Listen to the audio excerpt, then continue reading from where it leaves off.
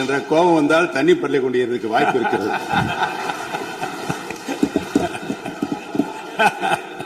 அதை நான் ஏற்றுக்கொள்கிறேன் பேரவைத் தலைவர் அவர்களே. அட்லீஸ்ட் தேன் வந்து பாய வேணாம், ஈட்டி வந்து பாய்ந்தது அது அன்றைக்கு, யாரும் மறுக்க முடியாது. அதே போல இன்றைக்கு நம்மளுடைய பேரவையில முதல்வர் அவர்களுடைய பிறந்த நாள். முதல்வருக்கு ஒரு கோரிக்கை வைக்கிறேன். இங்கு நான் சட்டமன்றத்திற்கு வந்த நாட்களில் இருந்து அவை பணியாளர்கள் எல்லாருக்கும் இது மாதிரி ஒரு டம்ளர்ல ஒவ்வொரு இடமா போய் தண்ணி கொடுத்துக்கிட்டு இருக்காங்க. இன்னைக்கு நம்ம ரொம்ப அட்வான்ஸ்டா போயிட்டு இருக்கோம். இன்னும் ஸ்டில் அந்த ஓல்டு மாதிரி போயிட்டு இருக்கு. இல்ல ஒரே ஒரு விஷயம், மாண்பு உறுப்பினர் இந்த தேன் வந்து பாய்ந்து அந்த வார்த்தை அவைக்குள் நீக்கப்படுகிறது. அதை எடுத்துருங்க.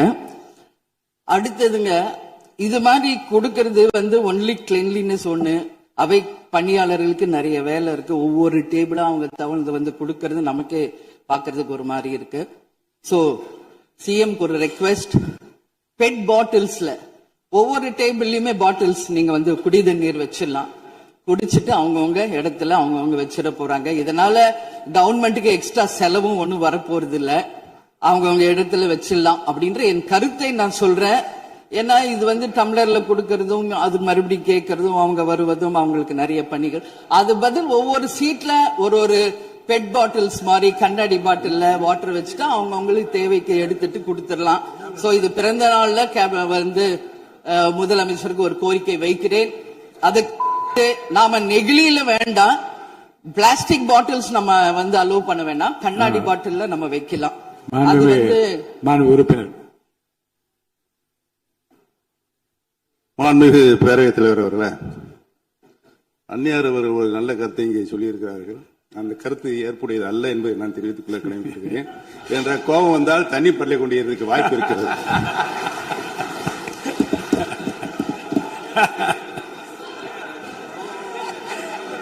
உறுப்பினர் பேசலாம்.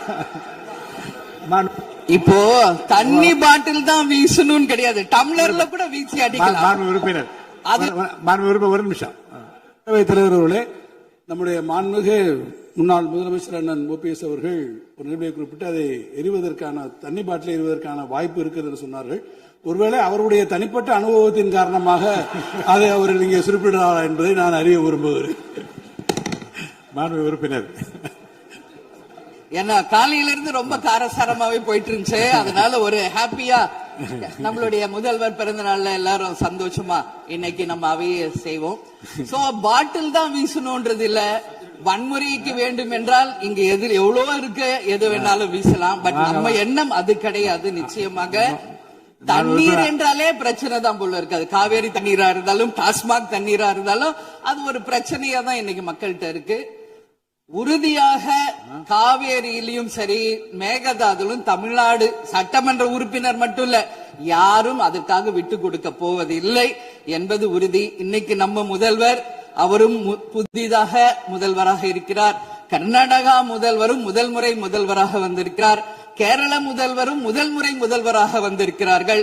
சோ 3 முதலமைச்சர்களும் ஒன்று நட்பு ரீதியாக பேசி இந்த பிரச்சனைக்கு தீர்வு காணலாம்.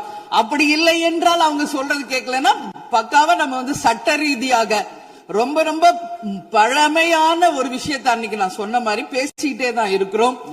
இது முழுமையாக தீர்வு அடைய வேண்டும்ன்றதா எல்லாருடைய கருத்து. இன்னைக்கு நம்மளுக்குள்ள வாதங்கள் பிரதிவாதங்கள் டிஸ்கஷன்ஸ் இங்கு வந்தாலும் இது நிரந்தரமாக தீர்க்கப்பட வேண்டும் என்பதில் யாருக்கும் மாற்று கருத்து இல்லை. இப்ப 2026 இருக்கும், 2026 வரைக்கும் இது கண்டினியூ ஆகக்கூடாது, இன்னொரு 100 ஆண்டு காலத்திற்கு என்பதுதான் எல்லோருடைய எண்ணம். சோ அது நடக்கணும். அது மட்டும் கிடையாது, இன்றைக்கு நேற்று நடந்த ஒரு விஷயம் தமிழ்நாட்டில. நேற்று நான் நேரடியாக சென்று பாதிக்கப்பட்டவங்களை பார்த்தேன். Yesterday was a black day for Tamil Nadu. Sunday black சண்டேவாக நேற்று இருந்தது. இதுவரைக்கும் தமிழகம் காணாத ஒரு பேர் விபத்து. இன்னைக்கு பேரிடர் எவ்வளவு பிரச்சனைகள் இருந்தாலும் ஒரு அமோனியா தாக்குதல்ல இத்தனை பேர் பாதித்தது தமிழக வரலாற்றில் முதல் முறை. அனைவரும் வடநாட்டை சேர்ந்த பெண்கள், 20 வயசுல இருந்து 25 வயசுக்குள்ள இருக்கிற இளம் பெண்கள். அவங்கள நேரா பார்க்கும்போது மிக மிக மனசுக்கு கஷ்டமாக இருந்தது. என்ன ஃபேஸ்ல பாக்குறோம், உதடு, காது, மூக்கு எல்லாம் ப்ளீட் ஆயிட்டே இருக்கு. அப்போ டாக்டர்ஸ் அங்க எக்ஸ்பிளைன் பண்ணாங்க, இங்க வெளியே நம்ம என்ன பாக்குறோமோ அதுதான் இன்னர், அதாவது லங்ஸ். இதை பற்றி ரொம்ப விரிவான விளக்கத்தை எல்லாம் அமைச்சர் அளிச்சுட்டாங்க. இதை சுருக்கமா அதை நான் பார்த்தேன், சரியானதுதான். நீங்க மேற்கொண்டு அதை பற்றி பேச ஆளுநர் உரைக்கு நன்றி தெரிவிக்கிற